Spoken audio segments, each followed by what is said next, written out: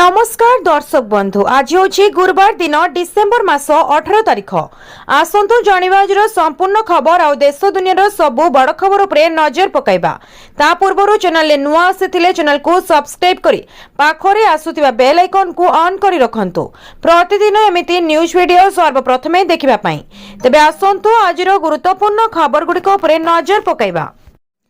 आजिर प्रथम खबर होइछि बदलिला रेल नियम टिकेट कन्फर्म है कि नहीं एथर 4 घंटा नुहे एतिकी घंटा आगु मिल लिस्ट अनेक भारतीय रेल ट्रेन ले निश्चित टिकेट पाइबा सहज नुहे लक्ष लक्ष यात्री प्रतिदिन यात्रा करती एवं चार्ट प्रस्तुत होगा पर्यंत निश्चित हो बोली आशा करी बहु संख्यक यात्री अपेक्षा किंबा आरएससी टिकेट बुक करती किंतु यह प्रायतः हुए नहीं एवं शेष मुहूर्त पर्यंत टिकेट अपेक्षा तालिकार फसी रही है। एही परिस्थिति रे यात्री माने सेमानकर बैग पैक कर स्टेशन को जीवाकू बाध्य हुअंती एवं जदि टिकेट कन्फर्म हुए नहीं तेबे आपन को निराश होई घर को फेरिबाकू पड़ी थाए। पूर्वरु एही समस्या आहुरी खराब थिला कारण ट्रेन छाड़िबार मात्र 4 घंटा पूर्वरु रिजर्वेशन चार्ट प्रस्तुत करा जाउथिला। एही समस्यार समाधान पई रेल बोर्ड चार्ट समय संशोधन करिछि एबे रेलबाई आउ एक गुरुत्वपूर्ण पदक्षेप नेछि केते घंटा पूर्वरु अपेक्षा तालिका प्रदर्शित हेबो ताहा जानंतु एबे केते घंटा पूर्वरु रिजर्वेशन चार्ट तयारी हेबो रेल बोर्ड रो एक नूतन निष्पत्ति अनुसार जे कोनोसे ट्रेन पई आरक्षण चार्ट एबे अति कम रे 10 घंटा पूर्वरु चूड़ांत करा जिवो। परवर्ती खबर होइछि ईपीएफओ कर्मचारी पई खुशी खबर एही दिन ठारू एटीएम रु उठाई परिबे पीएम टंका सरकार को बड़ घोषणा केंद्र श्रम मंत्री मनसुख मांडव्य घोषणा करिसेंते जे कर्मचारी पई पीएफ उठाण प्रक्रिया खूब शीघ्र बहुत सहज होई जिवो।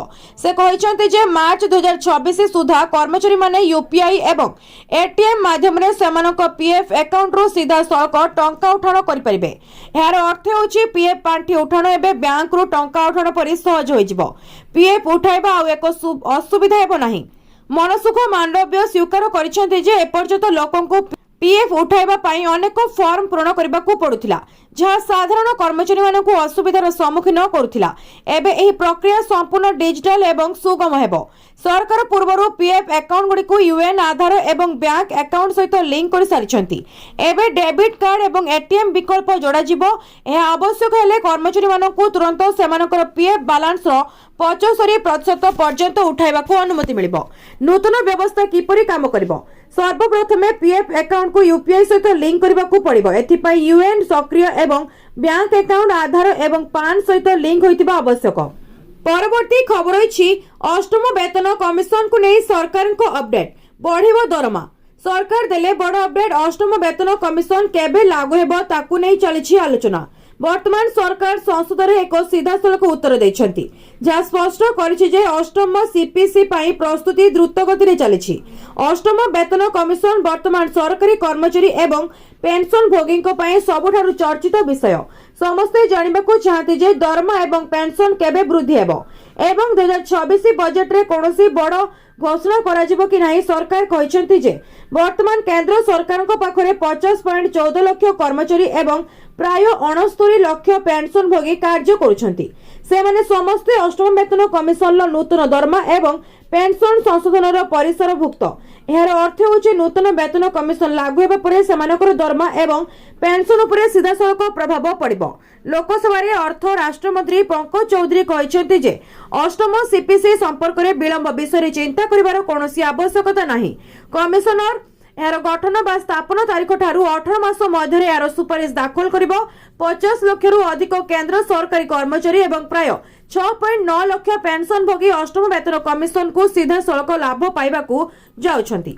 परवर्ती खबर अछि ग्राहकों पई सरकार को बड़ घोषणा जनवरी 1 रु सस्ता हेबो सीएनजी एवं पीएनजी दर जानतु नुआ रेट। नूतन वर्ष 2026 रो आरंभ भारतीय ग्राहकों पई आश्वस्ति आनिबो। पेट्रोलियम एवं प्राकृतिक गैस नियामक बोर्ड टारिफ जुक्तियुक्तकरण घोषणा करिछि जहा फल रे सारा देश रे सीएनजी एवं पीएनजी मूल्य यूनिट पिछा 2 रु 3 टंका ह्रास पाइबो। 3टी जोन बदल रे एबे केवल 2टी जोन अछि।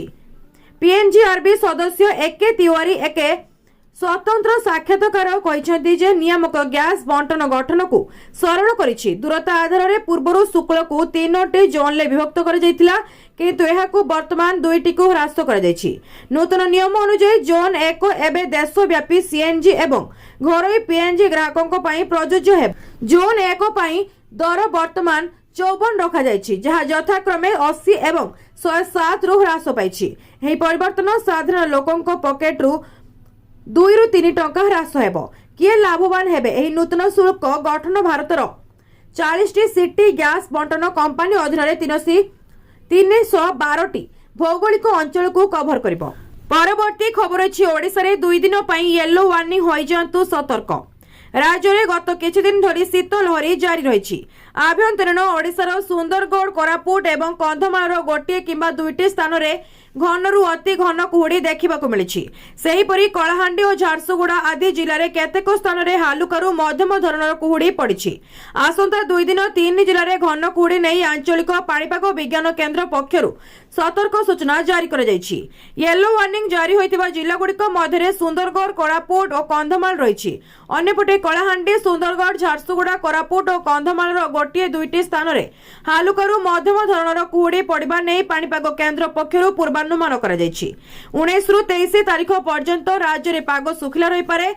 मंगलवार रेकर्ड कर तापमात्रा अनुसार दारिंगीबाड़ी में दिन तापमात्रा सर्वाधिक 24.5 डिग्री सेल्सियस और राति तापमात्रा 7.0 डिग्री सेल्सियस रही। राज्य में सर्वनिम्न तापमात्रा कोरापुट रे 6.5 डिग्री सेल्सियस रही।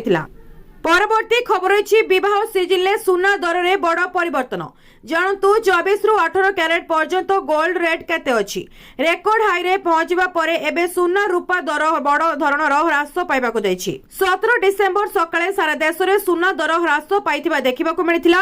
राजधानी दिल्ली रे 24 कैरेट सुनार मूल्य प्रति 10 ग्राम पिछा 1,34,000 टंका को ह्रास पाइछि।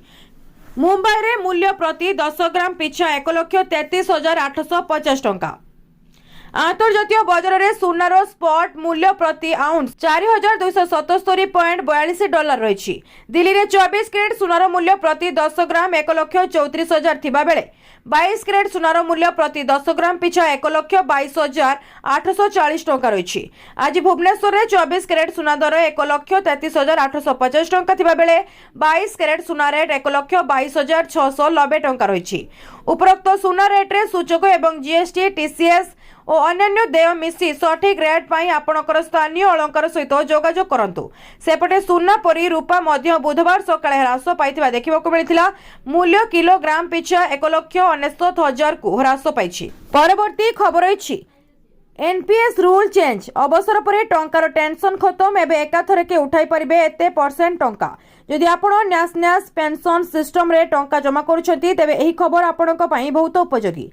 अवसर पर उठाण को नैथिबा उत्तेजना एवं प्रायतः दूर होईछि। एनपीएस प्रस्थान नियम को एबे सरल करिछि पीएफआरडीए। एबे अण सरकारी एनपीएस उपभोक्तांक एकाथरके अधिक टंका उठाई परिबे एवं परिवर्तन सेमानक पई आश्वस्ति जो माने अवसर पर सेमानकर टंका उपरे अधिक नियंत्रण चाहती।